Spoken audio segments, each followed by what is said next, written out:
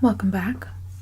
Today's manga review will feature 2 volumes, just because the story in them, I think, is not sufficient enough to really make a whole video of just one. So the manga I want to tell you guys about is Tale Battle Royale, and I have volumes 1 and 2.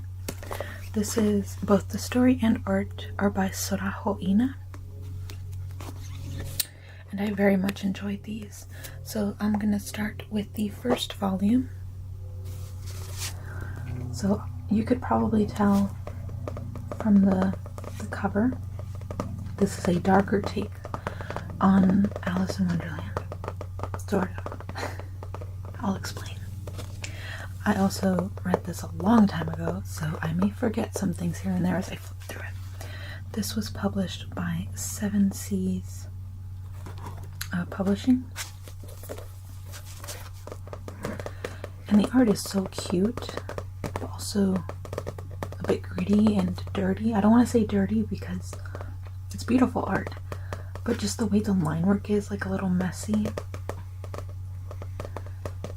It gives it a rugged texture, and that really works for it. So let's start. So first off, you get this wonderful little, I don't know what to call it, like outfit reference on the inside cover, and then we have a colored pages, and I believe this artist uses watercolor. It's very beautiful. There's our main character. So this manga starts off with introducing us to the main character, Kuninaka Aoba. And Aoba is, I believe she's in middle school, or Japanese equivalent of middle school. She's very young. I want to say 13. And she is bullied in school by this group of girls who just bother her.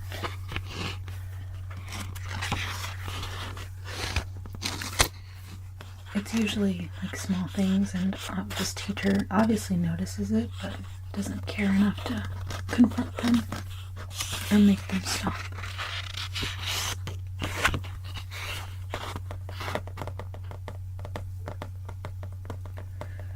And because I guess all this is in her mind, it's affecting her grades, so she has a talk with this teacher about it. So she goes home, and it's revealed that to kind of escape everything, one of her hobbies is to read the Alice in Wonderland book. But not only Alice in Wonderland, that just happens to be her favorite. She also reads other books. But here we see how she uses Alice in Wonderland as an escape and coping mechanism, where she sees the people who bully her as the evil characters in the story. So she goes back to class after reading, and her bullies destroyed a manuscript for a contest she wanted to enter, where she created, I can't remember if it was a comic or just written, but she was going to enter a story contest where she made her own fairy tale.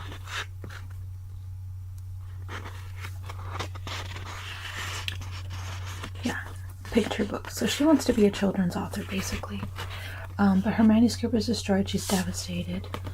And then she finds this contract on her desk where it basically implies that she can sign to be Alice in Wonderland.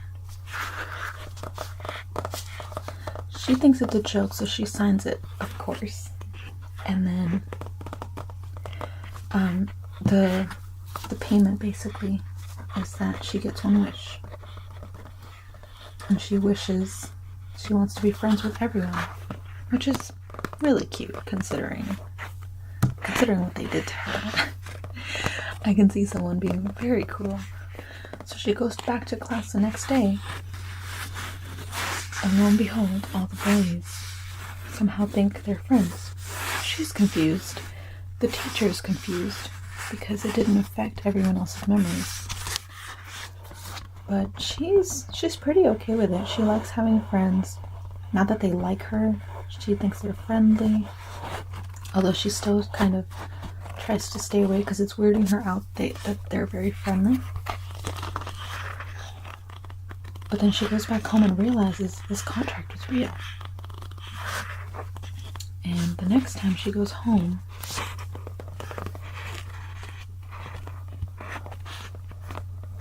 she tries to touch it.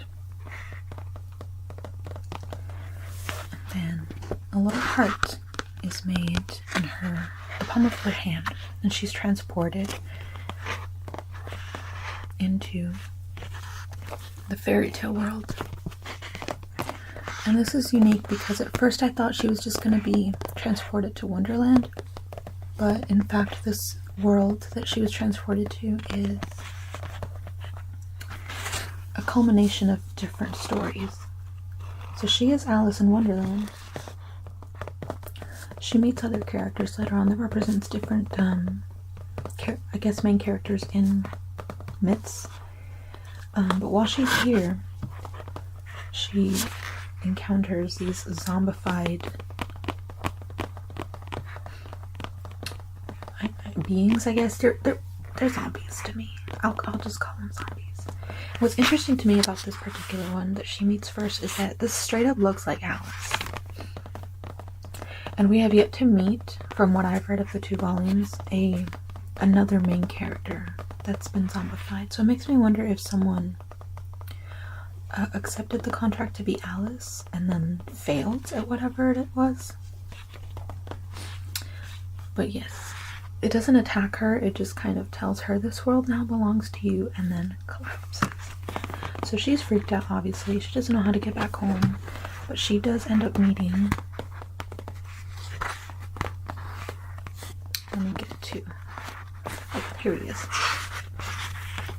This boy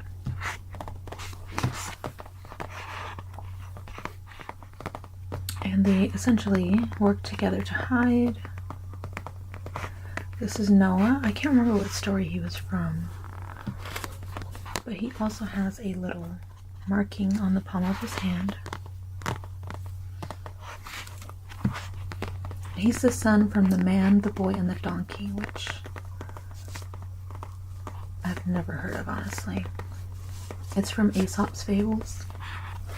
So they talk about a book that manifested when they first came to the world, and they're wondering, well, what is the book for?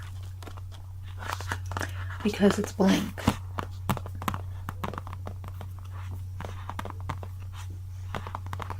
So they kind of run around and then encounter this girl, which I think she's supposed to be Red Riding Hood, but shockingly they see her shoot one of the zombies.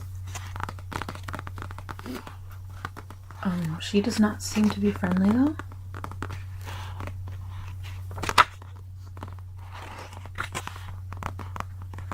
But after she shoots them, the entire world that they were in becomes better. And she tells them that they must complete the books as their roles as protagonists.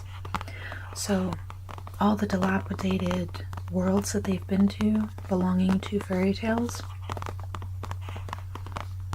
can be redone and fixed if they, I guess, shoot all the zombies there.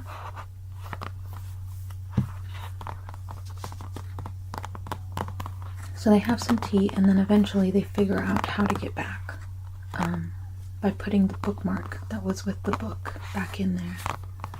And he gets teleported immediately. And she freaks out because now she's alone, but yeah, she eventually makes it back. And then right before seeing the zombie say, "Save me." So now it's all about figuring out exactly what happened and also trying to avoid going back. But she does end up being contacted by Alba. And here we go. This is where the teacher confronts her because he thinks it's weird that she's now friends with the police.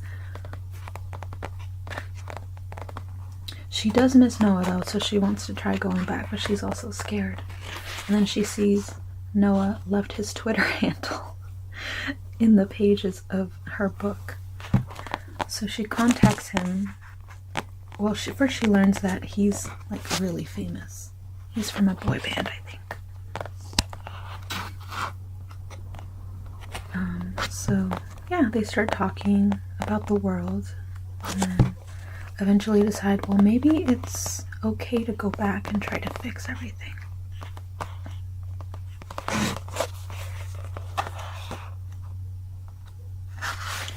Here we have character sheets on the back of the volume. I apologize if this is a weird angle. And then this is what I liked. There's sketches. There's sketches of their rough drafts, trying to decide what the cover was going to be. I really like this one. But that's basically the first volume. I think they spent a lot of time with the characters just fumbling about. But this volume is fairly short. It's not that thick. So I think it's fine. Because eventually the story did get going.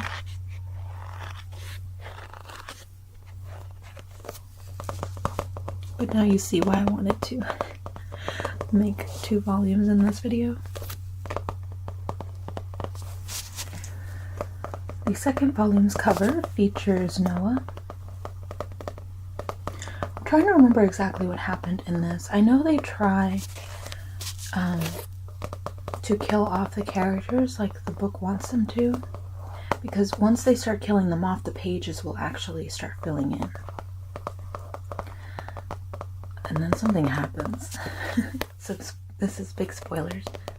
So here we have the colored pages in the beginning.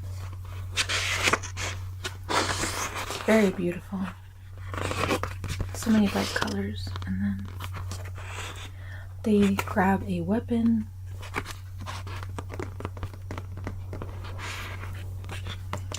And they essentially figure out, well, she goes back first.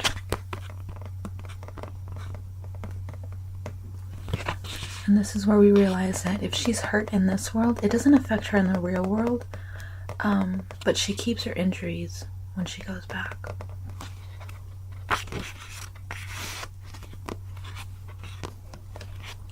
But yeah, they try.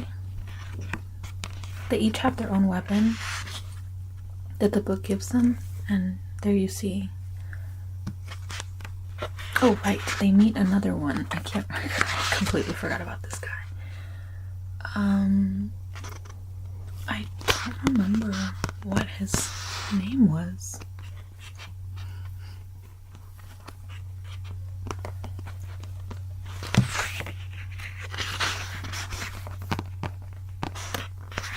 Let me see if it's in the back of the book.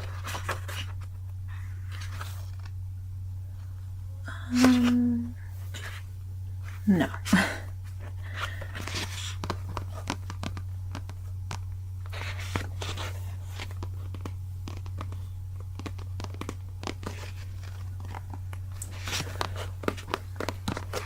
So this guy's a lot more casual about it. He's probably been here doing this for a long time. So every time he explains basically all the rules, but I'm not going to try and explain that because I can't remember the specifics. But I think he's just explaining the fact that the book basically tells you everything. It gives you a weapon. Once you kill off a character, it'll appear in your book.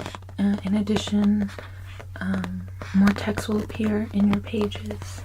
And I think it's just like riddles. Probably steps. Who knows? And Noah is a lot more questionable about this than I forgot her name already. Alba.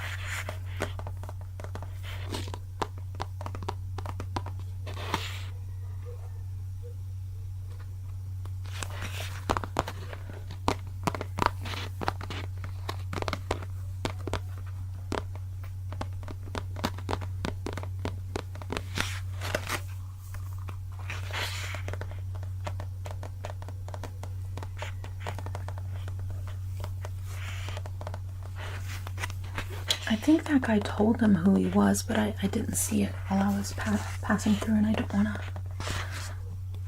This is supposed to be a review, not a whole walkthrough. Oh, right, he died. Spoiler. Back in the real world, Alba finds a website where all the people who have gotten these contracts are documenting everything. But it's only run by one guy. And he's very obsessed with this because I think he never went back, if I remember correctly. He runs the website because it freaked him out and everything, and he wanted to know exactly what happened. But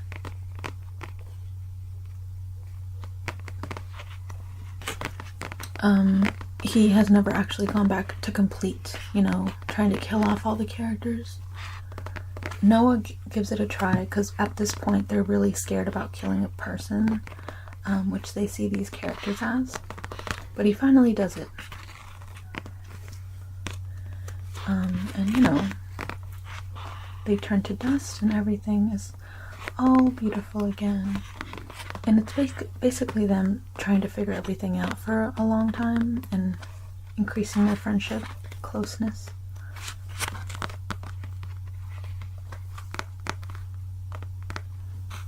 And then they meet this girl. Oh, right. Noah completes his book. So Noah, after many different characters and stabbing them, he realizes that he finished the book. And the book essentially, I guess, congratulates him. And something bad happens. Let's see if I can find it.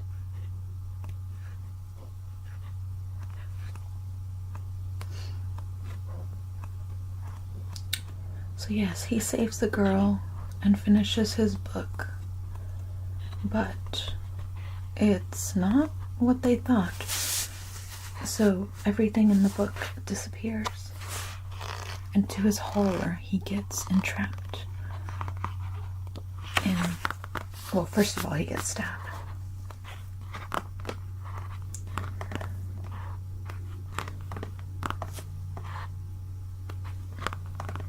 And he gets entrapped in these vines and disappears.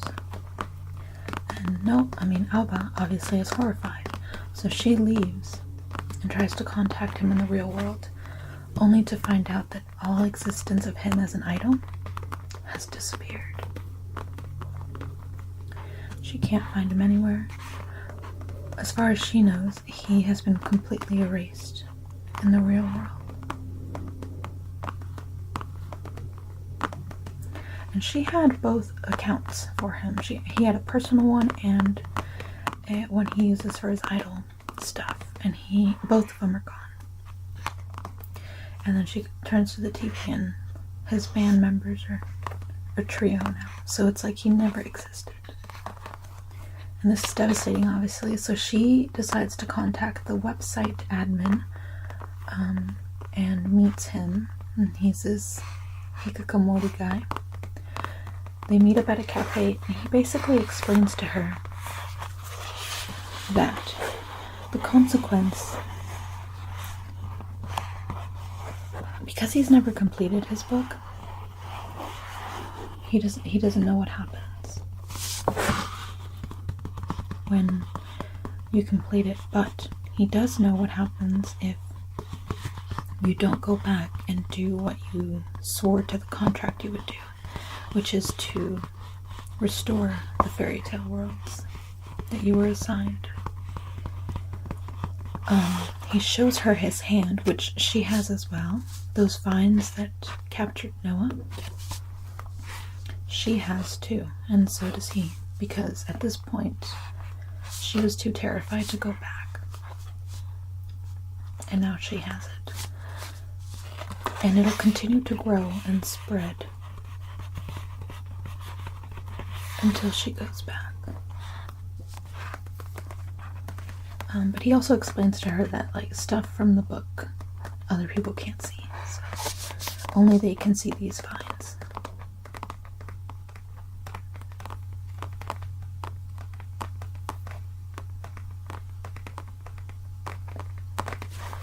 And she also learns that someone has been killing the main characters in her world, essentially almost completing her book. So she freaks out because that's a bad thing, because, you know, if it's complete, she'll disappear like Noah. So she goes back and she meets this guy who is from, I can't remember his name, but he has the vines as well. He's from a Japanese tale. And she tries to explain to him, hey, don't do that. And, you know, he doesn't listen. And she finally kills a character.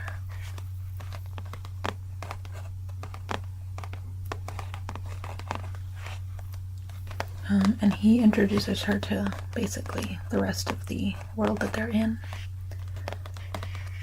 And there's some people that aren't as friendly, are willing to kill other main characters. So she goes back after telling him how to leave the world. And then the volume basically ends on this. But the author was cruel and gave us a side story of Noah's backstory, in which it's shown he is, or his father has died, so he grows up missing him. And then it shows when he auditioned to be in the band, and when he won, and then when the contract showed up. There's a time when he was feeling like, God, I wish my dad was here to see this, see me succeed. So that's what he wishes for. And it brings his father back to life. That was his wish for signing that contract. And then we have more sketches. Then more art in the back. Advertisement. And that's essentially the first volume, where a lot more happened, in my opinion, than the first volume. A lot has been revealed. So far, I think this story is very good. I'm still interested. But I can see some people thinking it's a little slow, because at this point not much has really happened other than exposition, explaining how this whole world works and everything. And that's something usually authors try to get out on the first volume so that you can get to the main story. So I'm hoping that now that everything has been revealed, for the most part, they've obviously kept the main mystery a mystery, so that you have incentive, and the characters have incentive to keep exploring this alternate world.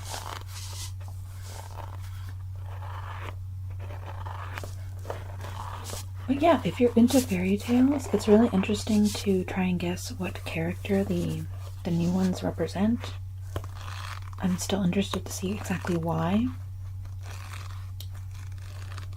all of this is going on, and like, did he actually disappear completely? Do they go to a certain place? Because that one vine zombie that attacked Alba at the end, I feel like that was another. That may have been someone she knew, which is terrible to think about. So yeah, all these mysteries. I am sad that Noah's dead. I feel like he got killed off kind of fast. But I suppose it was necessary in order to show Alba what she needed to do, and you know, the terrible consequences of having signed that contract. It's like episode 3 of Madoka Magica, if you've never watched that. Spoilers. When they finally, sorry about the airplane, they finally realize being a magical crow isn't all it's cracked up to be. I do have one criticism though, and that's mainly that Alba is very flaky, I suppose. I can understand her actions as a middle school aged girl who really just wanted a quiet life with friends and is now in this terrible situation. But it seems like the story isn't really being carried by her at this point. It's being carried by the other characters she meets. And that's not a very good quality to have as a main character. I hope she has, you know, more incentive and more initiative in the next volumes. I have not looked up how many there are in this series. I want to say there's more, but not that many last time I checked. There may have been just 5. But I will be definitely getting the future volumes, and I think this would make a really cool anime. It must not be selling well in Japan, because I haven't heard anything. But I think it's an interesting story. So those are Fairy Tale Battle Royale, volumes 1 and 2. I do apologize. I'm doing these reviews really late. I read these in preparation of this review last year, months ago. So obviously I've forgotten some of the stuff. And I really should have skimmed through it before I started this video. But I hope you guys enjoyed anyway. These are definitely fun and a good way to make use of the volumes that I've bought. I kind of want to go and reread some of my older manga and then review those.